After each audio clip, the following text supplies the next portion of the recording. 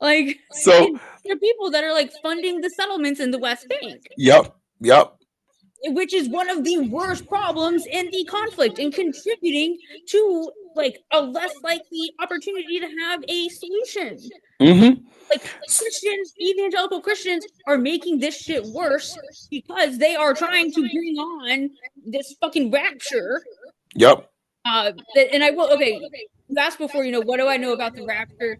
I don't fully know, but I do know, like the sky is supposed to like, I mean, it seems like an inward tornado, and It's supposed to take the saved people up.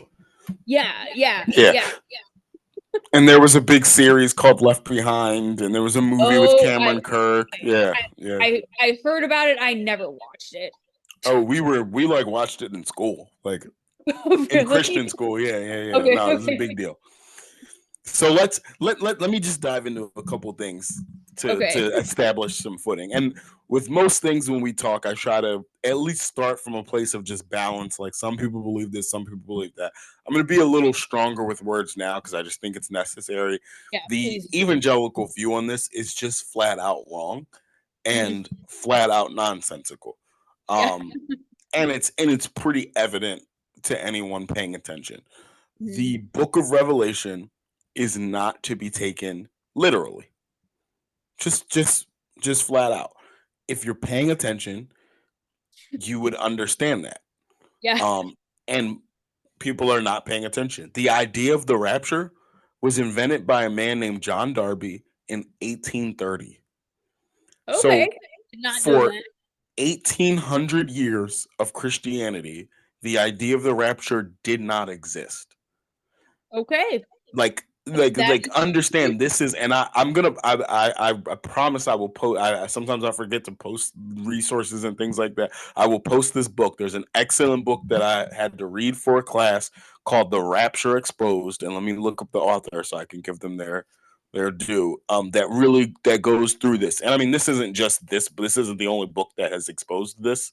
A ton of people have, but this is just the book that I've read that I know uh is very good. It's The Rapture Exposed, the measure the oh by Barbara Rossing. So wonderful, wonderful scholar. It's called The Rapture Exposed, and the subtitle is the message of hope in the book of Revelation. So fantastic book. Read it for a class. Absolutely loved it. And I'll post it up, and I suggest that anyone read it. So to just dig into like context, right before we start getting into actual scripture, the book of Revelation is a genre of literature called apocalyptic literature. okay. Remember that the Bible is not univocal. It doesn't speak in one voice. Mhm. It is you can't read every single thing as if it is the exact same genre, right? If I handed you Rip Van Winkle and then told you it was history or nonfiction versus telling you that it's literature, you read that with a different lens, right? Right. Yeah. If I handed anyone a book that talked about dragons and the earth swallowing people up and beasts rising from the sea, they would just assume that that is fantasy. Yes. Yes. For some I would. reason, Yes. evangelicals and Mhm. other, mostly right wing Christians are hell bent on making that literal. Mhm. But even its apocalyptic nature means it's not literal. Mhm. We can even look at the book of Daniel, another book in the Bible, and you can see the author of Revelation doing the exact like there's comparisons of Daniel and Revelation. The author of Revelation, who's we assume his name was John, he said his name was John, John the Revelator, was in some sense almost quoting Daniel, right? Daniel describes the leaders of Babylon, and he Mhm. talks about them as beasts, and he talks about them as rising from the sea, and talks about them in all of these kinds of metaphors. And the book of Revelation starts the exact same way, right? It's a callback to the people who were reading this at the time would know that, and they would Mhm. go, "Oh, okay," and they would immediately know that these beasts that they're talking about represent oppressive political figures like Nero or Domitian, who were two of the Caesars that were known to persecute Christians at the time. And so the other thing to remember is that at this time, so the Book of Revelation is probably written between 70 and 90 CE. There's some debate whether it was under the rule of Nero or whether it was under the rule of Domitian, but So um, that's actually before a lot of these other books were written, right? no, it's a little after. Yeah, it's later. Like some of the gospel. So Mark is like 50 to 60. Luke is 60, 70. John is in the same area. John is closer to For some like reason, 90. I had some of them a little bit later in my mind, but okay, Yeah, okay. no, So it's later, but it's not. about It's a not. Yeah, it's not that much later than a lot of them. okay. But yeah, so but it is, and you got to think about this, right? So the Christ believing Jews that we would kind of identify as Christians now were sort of marginalized at this time in the Roman Empire and kind of treated as this like nuisance sect of Christianity, and they were thrown to lions in gladiator wars, all kinds of stuff, crucified, just kind of tried to wipe them out, like they were rabble rousers to an extent. And so, if John is trying to write this piece of literature that talks about God's kingdom overthrowing the oppressive powers of Rome, he's going to write it in metaphor, because if he writes it plainly, you could you get killed for that, right? So that's part of what's happening at this time. Like taking the historical context in is really important to understand why things would be written this way. It's not that different from black slaves making spirituals that actually tell people directions to like the Underground Railroad, but you got to say it in code because if the master hears you, there's going to be problems. It's the same thing, right? It's actually this really liberative book that is talking about the overthrow of Rome. But if you try to take it literally and you try to read it as a prophecy that hasn't happened yet, then you're always looking for who the antichrist is, and Obama's the antichrist and Trump's the antichrist and these things are going to happen, and all these other things, and it completely mucks up what the book is really trying to do, which is actually reflect on things that have already happened, but also warn us, not even warn us, but give us hope whenever we're under the thumb of oppressive empires, that God will win, more or less, right? If I had to really simplify it. Um, Okay. and one of Like the best sort of like explanations of this that I got in a class was talking about apocalyptic literature, and the professor was giving us different examples of apocalyptic literature. And one example that he gave us was um, Charles Dickens' A Christmas Carol. okay. Charles Dickens' A Christmas Carol is apocalyptic literature, right? The word apocalypse, means to reveal something, right? Something is gonna happen. And in the book, you have Scrooge, right? Ebenezer Scrooge. Uh, and Ebenezer Scrooge is visited by three ghosts, right? We all know the story. He's taken on a journey. He sees his past, he sees his present, he sees his future, and then he wakes up and he realizes that if he continues on his path of greed and selfishness and capitalistic gain, that he will die alone and that he will suffer, and he changes his life. Now, what's the purpose of that story? To get him to not be an asshole. Right. And to the reader, right? To not Yeah. to right when you are read that story as a kid, you're supposed to see that, and the message you walk away with is don't be selfish. Yeah. Making money isn't the only thing that's important, and if you have it, you should share it. All of those kinds of things, right? And so one of the fundamental things that people get wrong about apocalyptic literature and apocalyptic prophecy or prophetic apocalyptic prophetic word is that it's not saying this is what's going to happen. Sorry, tough shit. It's saying this is what's going to happen unless. This is what's going to happen Okay. unless. So in the Christmas Carol, if you are greedy and if you hoard your wealth and if you disdain the poor, you will die alone. You have unmet trauma. Your family won't talk to you. There's even this sort of, if you remember the Charles Dickens tale, and I'm actually a big Christmas Carol is one of like my favorite things ever. And so there's a scene in A Christmas Carol where he's talking to his partner Marley, and Marley is a ghost, and Marley comes to warn him that these other ghosts are coming, right? And he has all these chains on him and these bricks on him, and he's like, why do you have those chains, right? And he's so spooked by this ghost of his friend, and he says, these are the chains I forged in life.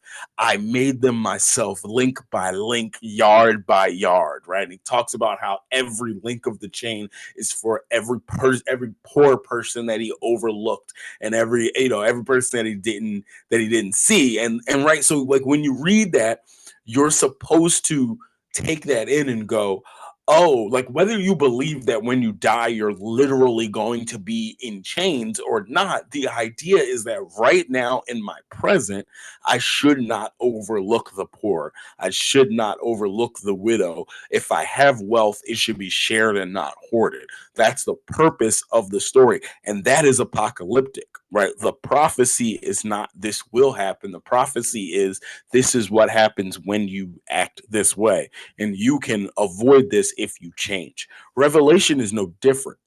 Revelation is talking about a world that is destroyed because of empire, a world that's destroyed because of Rome, because of Rome's oppressive nature. And what you're supposed to take from reading Revelation is this is what will happen unless, right? Unless we stand up, unless we speak truth to power, unless we resist emperors like Nero and emperors like Domitian. It was supposed to be a message of hope, right? That God is on the side of the oppressed and that we should adhere to the Spirit of God, fight back against oppressive forces, and move over and move on into the future, into a nation that is not oppressed, and a nation that uplifts the poor. And so the book of Revelation, I would argue, is speaking to past events that have already happened, and its relevancy is in us looking for how these events continue to happen throughout human history, right? So even when you look at the figure of the Antichrist, that's not one person, right? People always have this argument, oh, Ronald Reagan, they thought Ronald Reagan was the Antichrist because his three names had six letters. Ronald, I can't remember the middle name, and then Reagan, all six letters, right? I mean, there's all kinds of like things, but like that's not the purpose of Revelation, is to figure out who's the Antichrist and is the mark of the beast credit cards, is the mark of the beast tattoo, all these like conspiracy theories. The point is for us to recognize antichrist figures throughout history. I would argue there's multiple antichrist figures, and there's multiple people that are anti the kingdom of God. If the kingdom of God is sharing what we have with the poor and oppressed and not hoarding what we have, and a kingdom where the lion and the lamb sit together, without fear and without harm, then the Antichrist is an environment where the lions chew up the lambs, and where the rich overtake the poor, and where the healthy overtake the sick, and so on and so forth. And so figures who perpetuate that, politicians and world leaders who perpetuate that, they're all antichrist figures. And we should resist anyone that is an antichrist figure. Anyone that, right? I'll, at the risk of sounding anti-Semitic, I would say Netanyahu is an anti-Christ figure for his actions in Palestine. Right, I would argue many, if not all, American presidents are anti-Christ figures for the way that they have perpetuated different types of oppression, either at home or abroad. The way Ronald Reagan perpetuated oppression against, black and brown folks in the criminal justice system. You could throw Obama in there for his treatment of immigrants and his treatment of illegal immigration. Like no one's safe from that You moniker don't get to that position of power with a clean. with a clean slate, right? Yeah. So and that but that and the point is, like, this idea of the antichrist is like there can be multiple antichrist figures, but this is, when you read the Christmas Carol, when someone reads it, they never ask you if the ghost of Christmas past is real, right? They don't read that and go, oh wait, is the ghost of Christmas past a real thing? Did this guy really exist? But Like, did is he gonna come see Marley? me? Yeah, Like, yeah. exactly. Like that's not what they say. They're able, because they understand the genre, they're able to take in the message without like bumbling over whether or not this is real. But for whatever reason, the evangelical church is hell bent on this this book being literal, and so people are arguing over who the antichrist is, and the most dangerous thing is that because they don't have that unless at the end, Mhm. people feel like this is going to happen. The end of the world is going to happen. So what do they do? Do they care about climate change? No, because it's Because all going Jesus to be is coming. destroyed. Yeah, Yeah. Jesus is coming back. I'm going to go away with Jesus, and the world is going to be in civil unrest. So there's no reason for me to care about climate change. There's no reason for me to care about Palestine. There's no reason for me to care about mass incarceration when. Well, and I would say that I'll just challenge the Palestine part. It's not even that they don't care about it; they Mhm. actively care about it and think that they will see salvation when it is all destroyed.